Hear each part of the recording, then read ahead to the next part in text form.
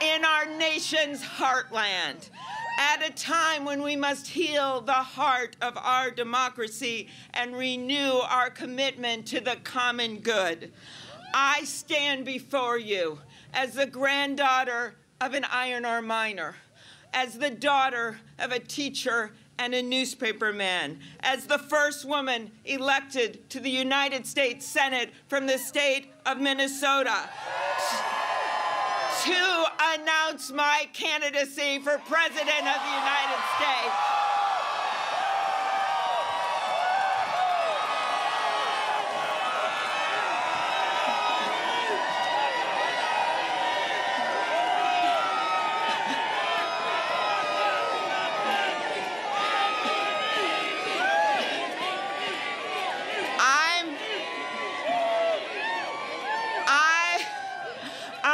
Running for this job for every person who wants their work recognized and rewarded. I am running for every parent who wants a better world for their kids. I'm running for every student who wants a good education, for every senior who wants affordable prescription drugs, for every worker, farmer, dreamer, and builder. I am running for every American. I am running for you. And I promise you this, as your president, I will look you in the eye. I will tell you what I think. I will focus on getting things done. That's what I've done my whole life. And no matter what, I'll lead from the heart.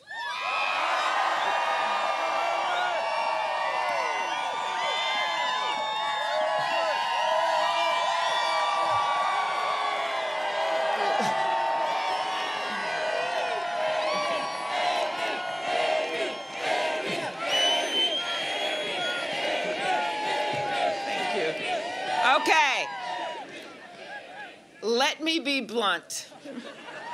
For too long, leaders in Washington have sat on the sidelines while others tried to figure out what to do about the changing economy and its impact on our lives. What to do about the disruptive nature of new technologies, income inequality, the political and geographic divides, the changing climate, the tumult in our world.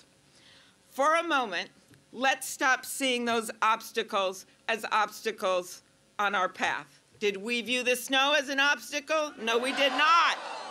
Let's see those obstacles as our path. This is what I mean. There are insidious forces every day that are trying to make it harder for people to vote, trying to drown out our voices with big money. It is time to organize, time to galvanize, time to take back our democracy. It's time, America. Time to pass a constitutional amendment to overturn Citizens United and get the dark money out of our politics. It is time to stop discriminatory actions by restoring the Voting Rights Act. It is time to pass my bill to automatically register every young person to vote when they turn 18. You see, the obstacles that they're throwing at us with big money and limits on voting, they're obstacles, but they're also our path. They are how, as Paul Wellstone would tell us, they are how we organize. Here is another one, climate change. The people are on our side when it comes to climate change. Why? Because like you and I, they believe in science.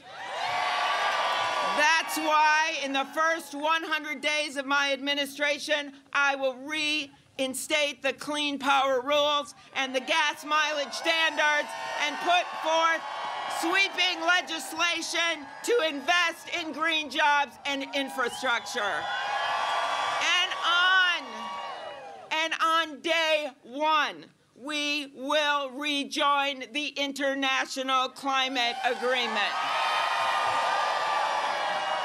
The obstacles, they are our path. Here's another challenge. Way too many politicians have their heads stuck in the sand when it comes to the digital revolution.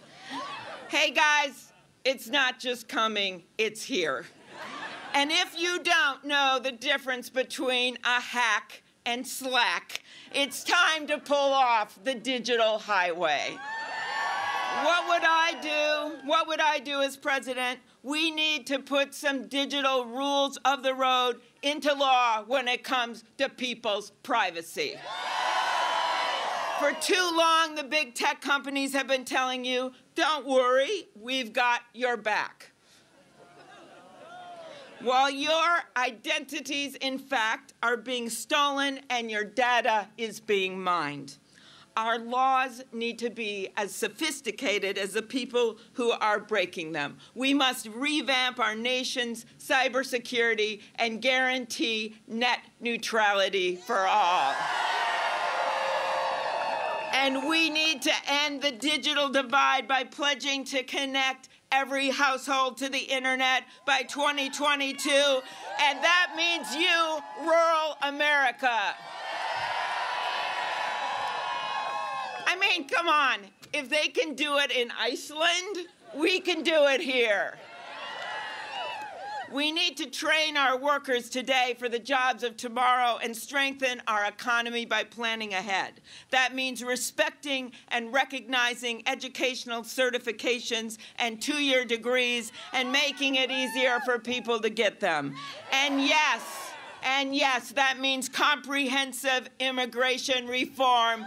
It is time, America.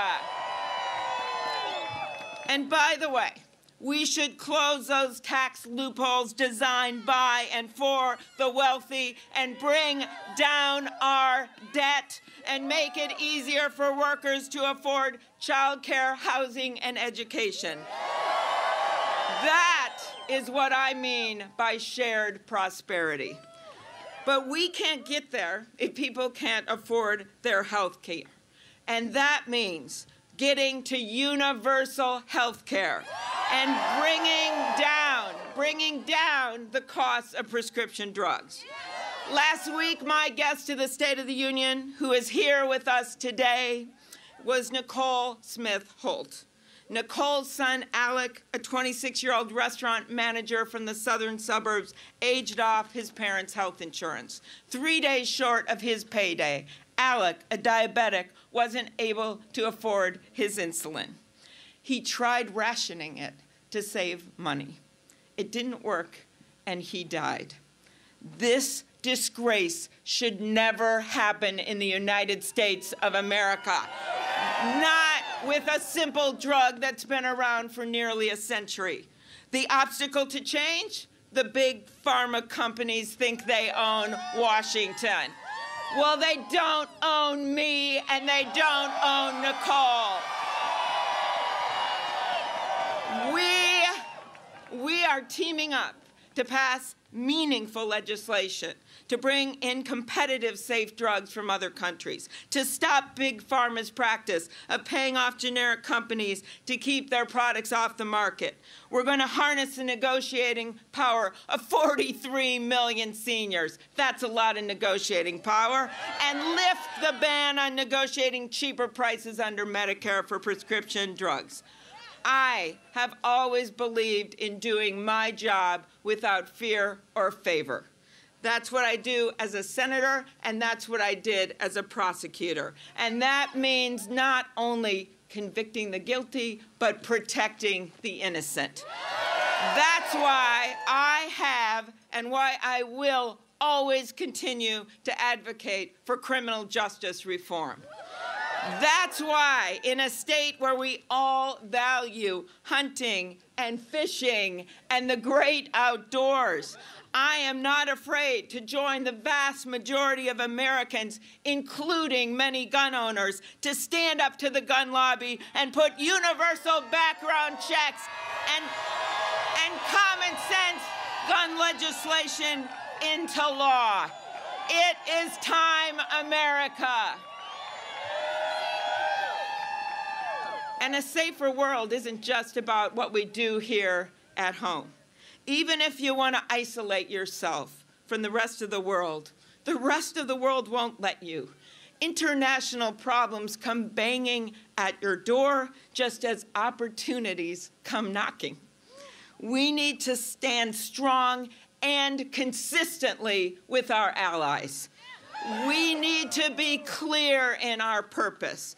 We must respect our frontline troops, diplomats, and intelligence officers who are there every day risking their lives for us.